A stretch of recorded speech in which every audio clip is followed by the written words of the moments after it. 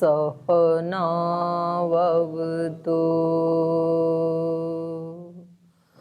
सहनौ भुनक्तु सह वीर्यं करवावहै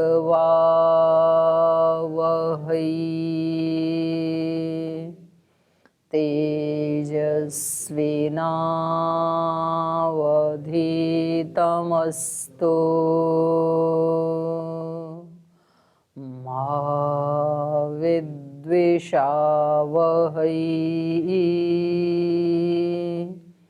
ॐ शान्ति शान्ति शान्तिः।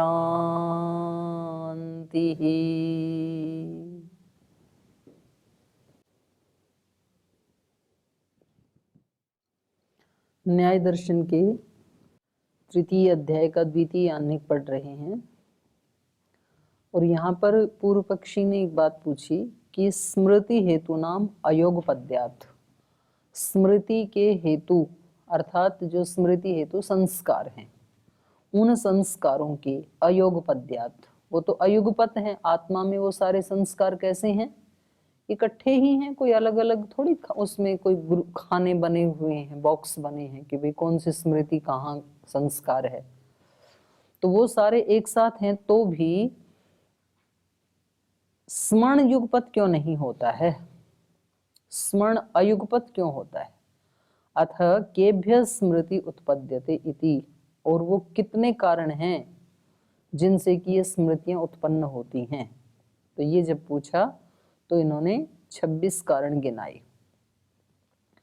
प्रणिधान, निबंध, अभ्यास, लिंग, लक्षण, सादृश्य, परिग्रह, आश्रय, आश्रित, संबंध, आनंतर्य, वियोग, एक कार्य, विरोधी, अतिशय, प्राप्ति, व्यवधान, सुख दुख, इच्छा द्वेष, भय, अर्थित्व, क्रिया, राग, धर्म, अधर्म, इन निमित्तों से स्मृति उत्पन्न होती है।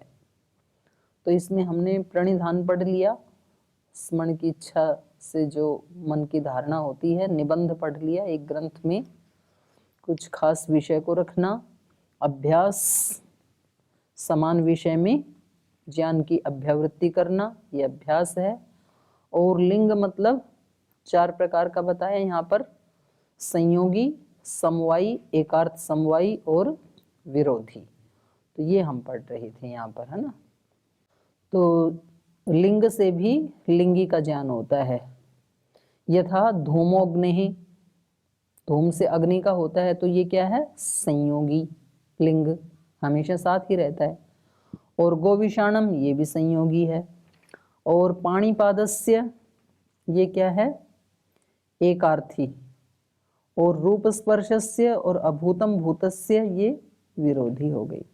उसके बाद है लक्षणम, लक्षण से कैसे स्मृति आती है, पशु अवयवस्थम गोत्रस्य स्मृति हेतु, पशु के कोई अवयव हैं उसमें स्थित कोई गोत्र का निशान है, वो स्मृति का हेतु बनता है। जैसे विदानाम इदम, गर्गाणाम इदम, जो गर्ग गोत्र है या जो विद गोत्र है, तो वो पहले क्या करते थे, किसी पशुओं के पीछे ना, पुट्ठे के ऊपर जैसे त्रिशूल का निशान लगा दिया, लोहे का त्रिशूल गर्म करके और वो पशु के ऊपर ऐसे लगाया तो वो काला निशान बन जाता है, अभी भी करते हैं कुछ। और या तो कोई भी चिन्ह, मतलब उन्होंने जो अपने गोत्र के लिए एक सुनिश्चित किया है कि हमारे गोत्र वालों का ये निशान है, वो फिर अपनी गाय के ऊपर लगा देते हैं उसको गर्म करके, या बछड़े पे, बैल पे लगा देते हैं, तो वो कहीं भी घास आदि खा रहा है, चर रहा है ग्राउंड में, तो दूर से ही पहचानने में आ जाएगी भी ये गर्गों की गाय है, ये विदों की गाय है, ऐसे। तो वो लक्षण जो है वो भी उस गोत्र वालों की स्मृति उत्पन्न करने में निमित्त बनता है। लक्षणम पश्व अव्यवस्थम गोत्रस्य स्मृति हेतु, गोत्र की स्मृति का हेतु बनता है वो। विदानाम इदम, ये विदों की गाय है, गर्गाणाम इदम इति, ये गर्गों की गाय है, ऐसे। सादृश्यम चित्रगतम प्रतिरूपकम देवदत्तस्य इति एवं आदि, सादृश्य भी स्मृति में स्मृति उत्पन्न करने में निमित्त बनता है। जैसे चित्रगतम सादृश्यम, किसी चित्र में जो सादृश्य दिखाई देता है, प्रतिरूपकम, जो प्रतिरूपक दिखाई देता है। जैसे मान लो कि कोई किसी का चित्र लगा हुआ है और कोई किसी के घर जाता है, तो उसको देख करके वो कहता है ये चित्र तो उनके जैसा लग रहा है। तो अर्थात उस व्यक्ति की आकृति का और इस चित्र में जो आकृति, उन दोनों का सादृश्य है। तो उस सादृश्य को लेकर के या तो चित्रगत सादृश्य हो या तो प्रतिरूपकम, किसी रूप में वो सादृश्य दिखाई दे। जैसे किसी पुत्र को देख करके वो कहेंगे कि भाई ये तो उसका लड़का लग रहा है। तो ये जो सादृश्य है ये भी स्मृति का हेतु है। परिग्रहात्, स्वेन वा स्वामी स्वामिना वा स्वम स्मर्यते। परिग्रह से स्व से स्वामी की याद आ जाती है या स्वामी से स्व की याद आ जाती है, जो साथ साथ रहते हैं ना। तो जैसे आप गए कहीं तो फिर स्वामी जी महाराज की याद आ जाएगी, जिन्होंने आपको भी देखा और महाराज जी को भी देखा। तो मानो कि आप कार्षणी महाराज जी के यहाँ गए तो आपको देख करके महाराज जी की याद आएगी, या महाराज जी जाएंगे तो आप लोगों की याद आएगी। तो पूछेंगे कि सब सन्यासी ब्रह्मचारी तो ठीक है वहाँ पे। तो ये हो गया, तो ये भी स्मृति का कारण होता है। परिग्रह भी आश्रयात, आश्रय से, जो जिसके आश्रित होते हैं उस व्यक्ति को देख करके आश्रितों का स्मरण आ जाता है। ग्रामण्या तद अधीनम संस्मरति, ग्रामण्या गांव का जो नेता है उसको देख करके तद अधीनम स्मरति, उनके अधीन जो गांव के लोग हैं उनका स्मरण आ जाता है। मानो सरपंच कहीं गया तो फिर उसको देख करके गांव वासियों की याद आ जाती है किसी व्यक्ति को कि भाई सब ठीक ठाक तो हैं। या फिर आश्रिता तद अधीनेन ग्रामण्यम इति, या आश्रितों को देख करके जिसके वो अधीन हैं उस ग्रामण्य, उस गांव के मालिक की, सरपंच आदि की स्मृति आ जाती है। किसी गांव में गए तो पूछा कि सरपंच साहब कहाँ हैं, तो ग्रामीणों को देख के उसकी याद आ जाती है।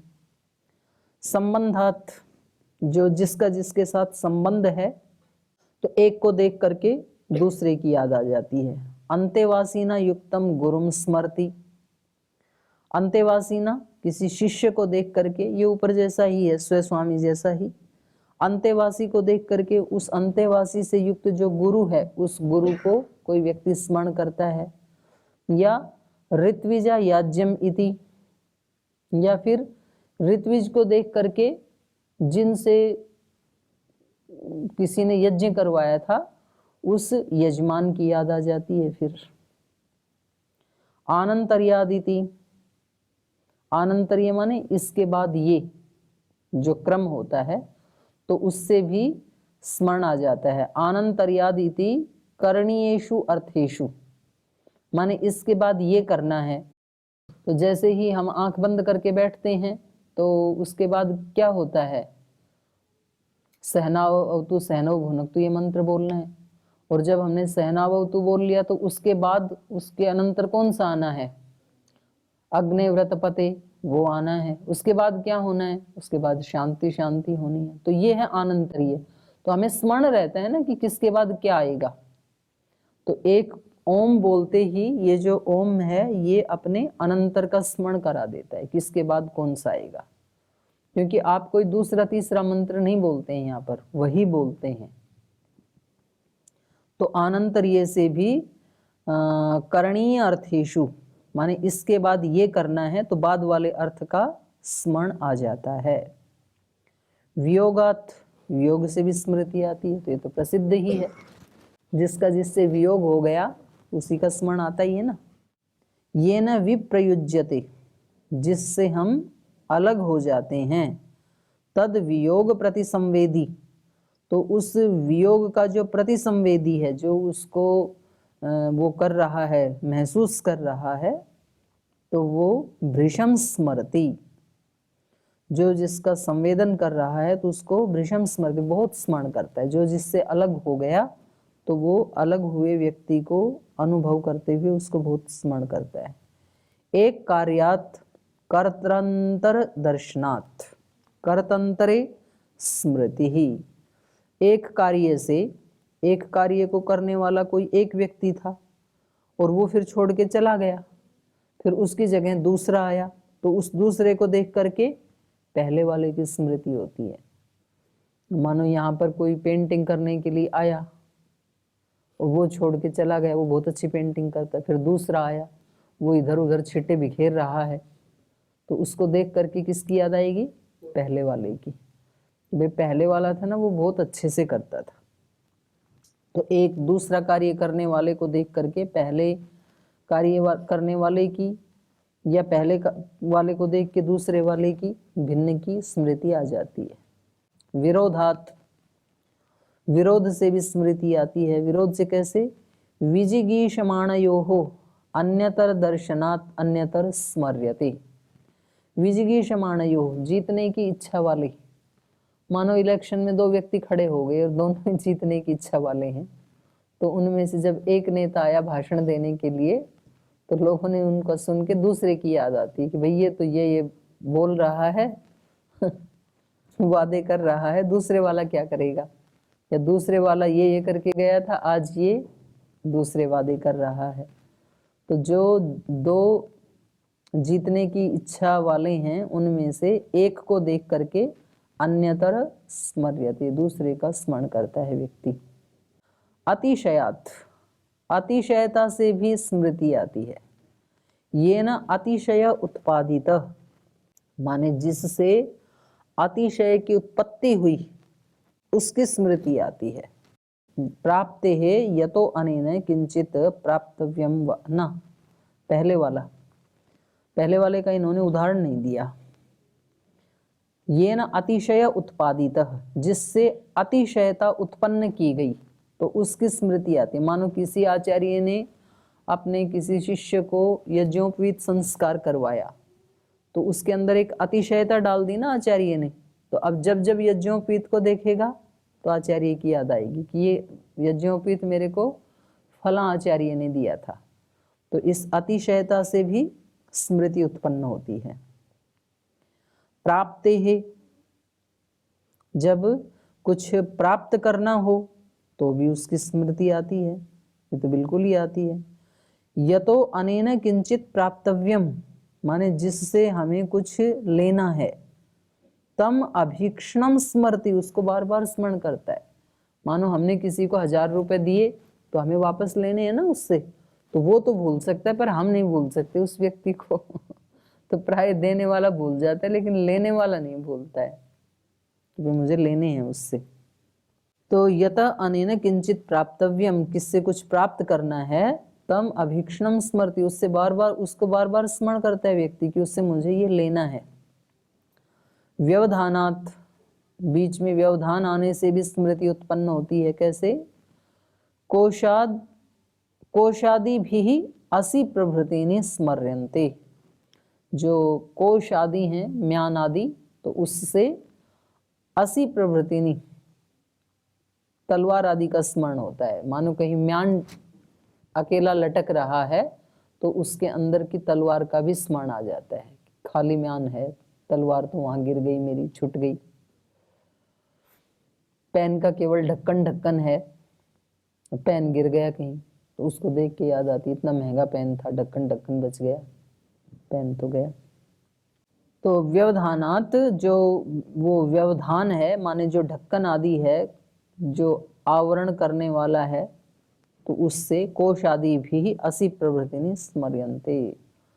सुख दुखाभ्याम तद हेतु स्मर्यते, आगे था सुख दुख, तो सुख दुख के द्वारा उस सुख दुख के हेतु को स्मरण करता है कि मेरे को ये सुख हो रहा है तो इसका कारण कौन है, फला व्यक्ति है। आज मेरे को दुख हो रहा है, इसका कारण फला व्यक्ति है, ऐसे याद करता है व्यक्ति।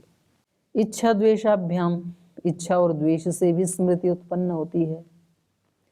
यम इच्छति यम च द्वेष्टि तम स्मृति, ज्यादातर ये दो लोग ही ज्यादा याद आते हैं। जिसको व्यक्ति इच्छति, जिसको चाहता है, जिसके प्रति राग है, या तो उसका चिंतन चलता है, या तो यम च द्वेष्टि, या तो जिससे द्वेष करता है, जिसको हटाना चाहता है, तम स्मृति, उनको ज्यादा याद आती है उन दो की। भयात, भय से भी स्मृति उत्पन्न होती है। यत बिभेति, जिससे डरता है उसकी स्मृति आती है। अंधेरे में नीचे पैर रखते ही आपको लगता है कहीं सांप ना हो, क्योंकि सांप से डर लगता है आपको। सुबह सुबह उठते ही लाइट ना हो, या मान लो किसी को छिपकली से डर लगता है तो उसकी स्मृति आएगी, या कॉकरोच से डर लगता है तो कॉकरोच की स्मृति आएगी, या नीचे कभी पानी गिर गया था और उसमें आप रिपट के गिर गए तो फिर अगली बार पानी की स्मृति आएगी, कहीं पानी ना हो। तो जिससे भय है, या किसी को ठंडी जमीन में पैर रखने से जुकाम हो जाती है तो उसको जुकाम की याद आएगी कि नंगे पैर में पैर रख रहा हूं, कहीं जुकाम ना हो जाए, तो जुकाम माता को उठते याद करेंगे। जिससे भय होता है उसकी भी स्मृति आती है। अर्थित्वात्, येन अर्थी भोजनेन आच्छादनेन वा, जिससे कुछ हमें लेना है। अर्थित्वात्, तो किसी से भोजन लेना है या किसी से वस्त्र आदि लेना है तो उस व्यक्ति की स्मृति आती है। फिर तो जो आज बांटने की जिसकी ड्यूटी है या बनाने की जिसकी ड्यूटी है तो भोजनालय में जाते उसका स्मरण आएगा। क्रियया रथेन रथकारम स्मरति। क्रियया, क्रिया से, क्रिया मतलब रचना। यहाँ पर किसी रचना को देख करके उस रचना वाले की याद आती है। रथेन रथकारम स्मरति, जैसे कोई रथ खड़ा है तो उस रथ से रथकार की स्मृति आती है, किसने बनाया उसकी स्मृति आती है। रागात, राग के कारण भी स्मृति उत्पन्न होती है। यस्याम स्त्रियाम रक्तो भवति ताम अभीक्षणम स्मरति, तो राग के कारण कोई पुरुष है तो जिस स्त्री में आसक्त है उसकी स्मृति आएगी, और कोई स्त्री है तो पुरुष की स्मृति आएगी। धर्मा जात्यांतर स्मरणम इह, और करें धर्मात, धर्म से भी स्मृति उत्पन्न होती है। जात्यांतर स्मरणम इह, धर्म से हमने क्या सुना है कि भाई ये ऐसा ऐसा धर्म करोगे तो मनुष्य से देवता बन जाओगे, तो देवता की स्मृति आएगी। या अधर्म करोगे तो नीच योनि में जाओगे तो उस जात्यांतर की स्मृति आएगी, सांप बन जाओगे नहुष आदि की तरह से। तो ऐसे धर्मा जात्यांतर स्मरणम इह अधीत श्रुतौ अवधारणम इति, और यह स्मृति हमें क्यों आती है? या तो हमने ऐसा पढ़ लिया है और या तो हमने ऐसा सुना है, तो ऐसी हमारी अवधारणा बन गई कि धर्म करेंगे तो स्वर्गलोक में जाएंगे, देवता बन जाएंगे, अधर्म करेंगे तो नीचे की योनि में जाएंगे। तो धर्म से भी स्मृति उत्पन्न होती है। अधर्मात, अधर्म से स्मृति उत्पन्न होती है। प्राग अनुभूत, फिर ऊपर वाला केवल धर्म ही लेंगे, अधर्म नहीं लेंगे, क्योंकि अधर्म अलग से गिना दिया, तो इसमें देवता ही लेंगे केवल, कि धर्म करेंगे तो हमें देव योनि मिलेगी, जात्यांतर मिलेगी, ऐसे स्मृति आती है, ऐसा सुना है हमने। अधर्मात प्राग अनुभूत दुख साधनम स्मरति, अधर्म के कारण पहले जो हमने दुख प्राप्त कर लिया उसका स्मरण आता है कि देखो उस समय भी हमने अधर्म किया था।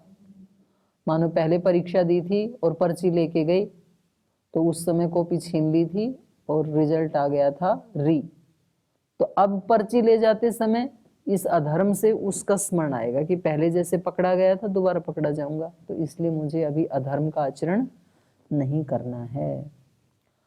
अधर्मात् प्राग अनुभूत दुख साधनम स्मरति न च एतेषु निमित्तेषु युगपत संवेदनानि भवन्ति इति युगपत अस्मरणम इति।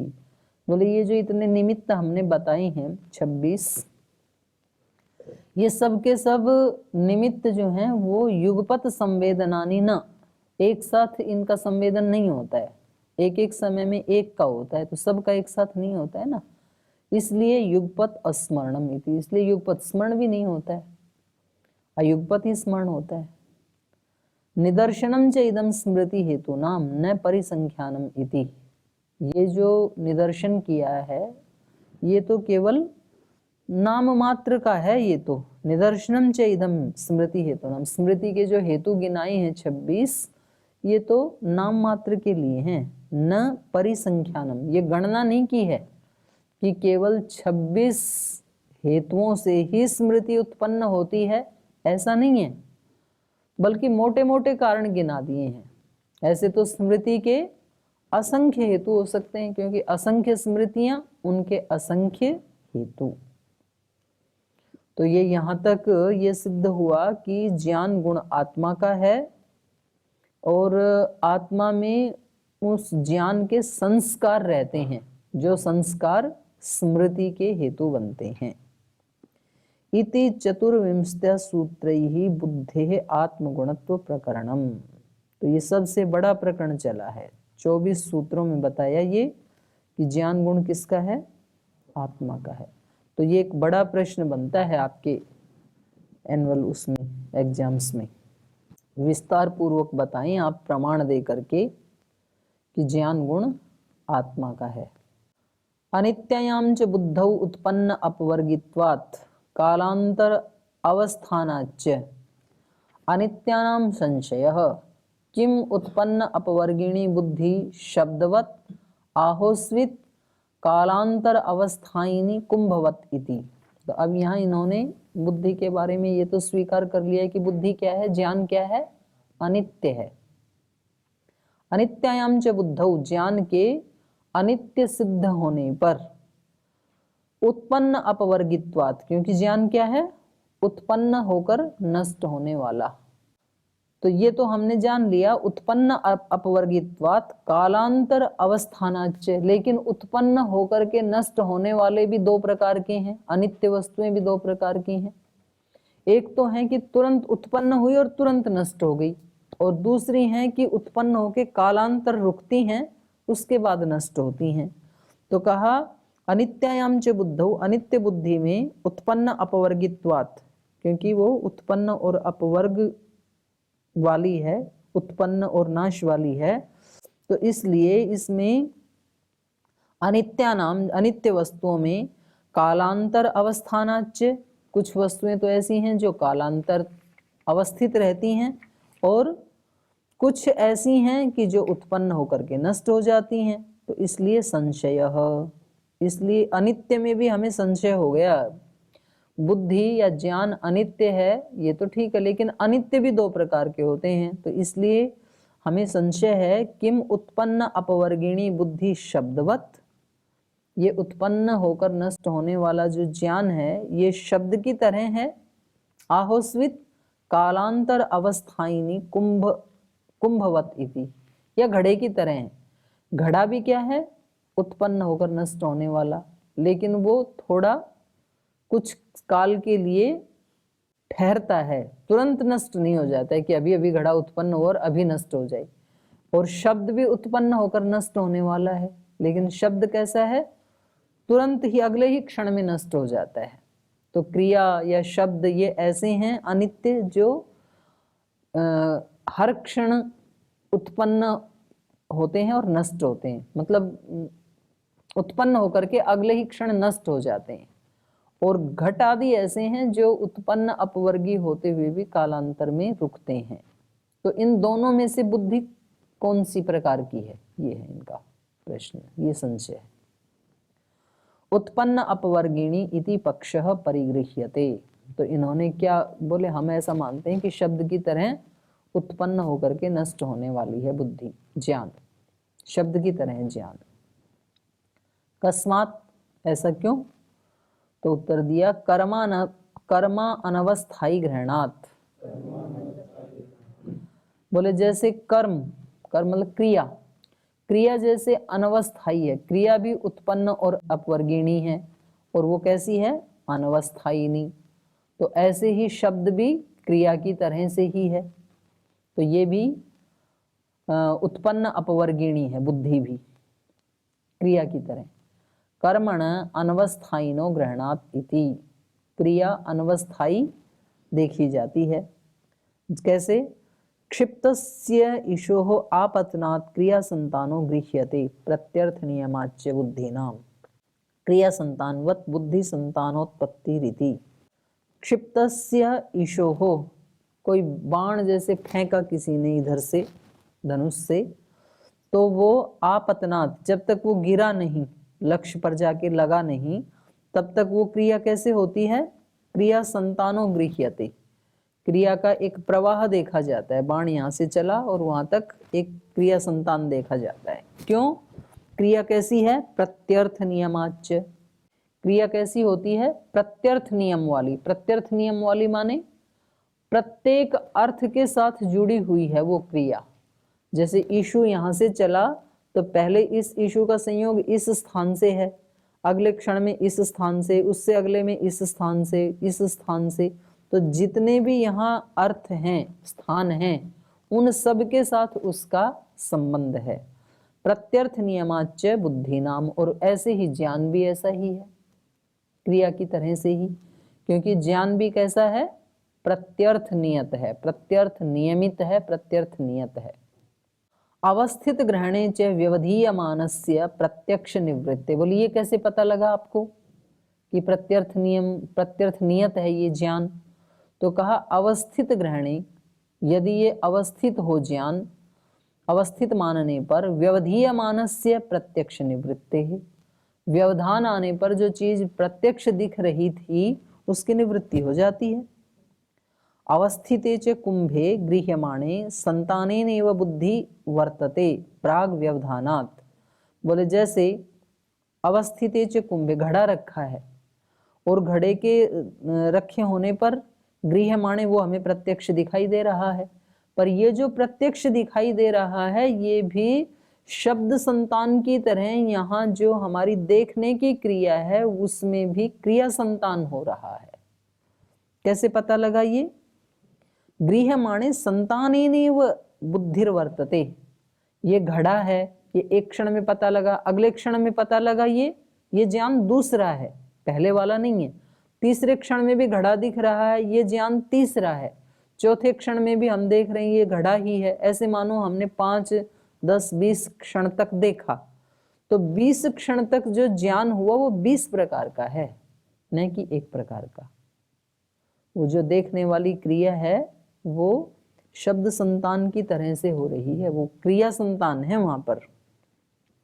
कैसे? एक ही बार देखा और वो ही ज्ञान हमारा अवस्थित हो गया, ऐसे क्यों नहीं मानते हम? तो कहा इन्होंने प्राग व्यवधानात्, क्योंकि यदि उसमें व्यवधान आ जाता है बीच में, मानो 10 क्षण देखा हमने और उसी समय कोई बीच में व्यवधान आ गया तो हमें 11वें क्षण में वो दिखाई नहीं देता है। तो इससे पता लगा कि हर क्षण वो क्रिया हो रही थी। प्राग व्यवधानात् तेन व्यवहिते प्रत्यक्षम ज्ञानम निवर्तते। जैसे व्यवधान आया तो उससे जो व्यवहित हो गया वो पदार्थ, उससे प्रत्यक्षम ज्ञानम निवर्तते, हमारा जो प्रत्यक्ष ज्ञान है वो तुरंत निवृत्त हो जाता है, नहीं दिखता है घड़ा फिर। कालांतर अवस्थाने तो बुद्धि, यदि ज्ञान कालांतर में अवस्थित रहता है, ऐसा पक्ष यदि होता तो दृश्य व्यवधाने अपि प्रत्यक्षम अवतिष्ठेत इति। तो उस दृश्य के बीच में व्यवधान आने पर जो हमारा प्रत्यक्ष ज्ञान है वो अवतिष्ठित, वो रहना चाहिए था, लेकिन प्रत्यक्ष तो हट जाता है। तो अब यहाँ कोई यूं कहे कि कोई बात नहीं, आज जिस घट को देखा था उसका कल स्मरण भी तो आता है, तो ये जो स्मरण आ रहा है इसका मतलब अंदर ज्ञान अवस्थित है, ठहरा है ज्ञान, तभी तो स्मृति आएगी ना। तो कोई यदि ऐसा कहे तो उसके लिए कह रहे हैं स्मृतिश्च अलिंगम बुद्ध्यावस्थाने, बुद्धि के अवस्थाने स्थिर होने में। कोई कहे कि भाई ज्ञान तो या बुद्धि तो स्थिर ही रहती है, इसीलिए तो अगले दिन स्मृति आती है, तो बोली स्मृति अलिंगम, स्मृति उसका लिंग नहीं है। ज्ञान की अवस्थिति का लिंग स्मृति नहीं हो सकती है। क्यों? संस्कारस्य बुद्धिजयस्य स्मृति हेतुत्वात्, क्योंकि स्मृति ज्ञान के कारण नहीं होती है, बल्कि स्मृति किसके कारण होती है? संस्कारस्य बुद्धिजयस्य, ज्ञान का जो संस्कार है उस संस्कार से स्मृति उत्पन्न होती है। तो स्मृति का हेतु तो संस्कार है, न कि ज्ञान। यश्च मन्येत अवतिष्ठते बुद्धि, दृष्टा ही बुद्धि विशेष स्मृति सा च बुद्धौ अनित्यायाम कारणाभावात् न स्यात् इति। उसी को खोल रहे हैं ये। यश्च मन्येत अवतिष्ठते बुद्धि, यदि कोई ये माने कि बुद्धि तो स्थिर है, माने तुरंत नष्ट नहीं होती है, ज्ञान तो स्थिर रहता है। दृष्टा ही बुद्धि विशेष स्मृति, क्योंकि ज्ञान के विषय में स्मृति देखी जाती है। साच, और वह स्मृति बुद्धि बुद्धौ अनित्यायाम, यदि हम ज्ञान को अनित्य माने तो कारणाभावात् न स्यादिति, तो स्मृति कारण के अभाव से होने से, ज्ञान का अभाव होने से नहीं होनी चाहिए, ऐसा यदि कोई माने तो तद इयम अलिंगम, तो बोलिए स्मृति ज्ञान के लिए, ज्ञान को स्थिर करने के लिए लिंग नहीं है। तस्मात्, क्यों नहीं है, बुद्धि जो ही संस्कारो गुणांतरम स्मृति हेतु न बुद्धि रीति, क्योंकि बुद्धि से उत्पन्न होने वाला जो संस्कार है वो गुणांतरम, वो भावना रूपी संस्कार स्मृति हेतु, वो स्मृति का हेतु है, न बुद्धि थी, ज्ञान उसका हेतु नहीं है। तो आज यही रखते हैं।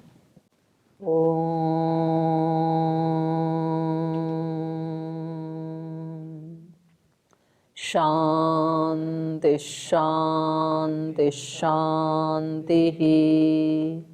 श्री गुरुभ्यो नमः।